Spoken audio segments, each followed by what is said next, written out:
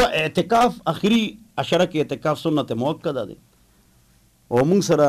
شپږ کناله ځای فل ډکي نو موږ سره راشه اعتکاف وکړي نو هغې کې موږ استنجا او دس غسل تیمم منځ روجه حج زکات اشراق چاشت تلاوت ذکر ترجمه قرآن تفسیر تشریح سحری افطاری زنګ طرف نه فری او دغه شان نوجوانان ینګ چې هغې موږ سره دین زده کي قرت زده کي سورتونه زده کي مسلې زده کي دین زده کي نو اعتکاف اخری عشره کې ماشاءالله ټول په هغې کې شرکت وکړي او دین زده کي دین اسلامي زده کي سیاست سے پاک فرقواریت سے پاک الله دې موږ ته سمج نصیب وګرځوي نو دین به زده کوو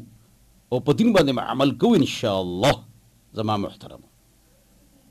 په دې خبرو ځان ورسوي نو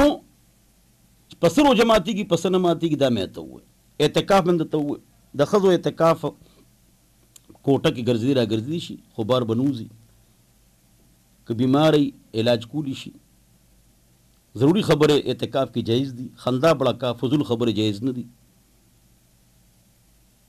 په هر جماعت کې یو معتکف سنت مؤکده ده علی الکفایه موږ سره خو 300-400 کسان اعتکاف ته کینی ینګ جنریشن اکثر هغه موږ هغې تربیت کوو قرات تجوید آداب اخلاق کردار اټیکیټس پرنسپلز د مونځ سبق دعاګانې دا هر څه ورته یادو په 9 ورځې کې 5 ګنټې ورته پړاوم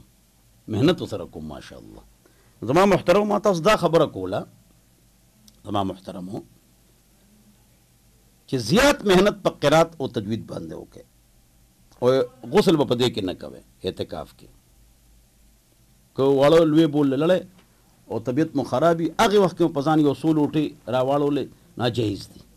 دې نه علاوه جماعت نو بار ته نه وځئ د مؤذن او امام کمرې ته به نه ځئ لیلة الجایزه مې ته ووایي د اختر لمونځ مې ته ووایي چې 2 رکعاته دی دا واجب دی چې پاته شو نو لاړ ده نه دې کې سستي مه کوئ او دغه ورځو کې د اختر ورځ ورپسې د 5 شپږ ورځې دې کې مونځ کې سستي مه کوئ بیا ترتیب زوړ شروع شي او مونځ سړي نه قضا کېږي نو استقامت دعا په روژه کې وکړئ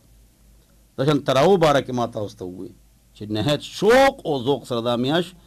11 میاشتې پس راځي نو دې کې سستي مه کوئ دې کې ډېر زیات عبادات وکړئ او زکات احکام مو تا سره تاسو ته بیان کړل چې د هغې څه احکام دي زکات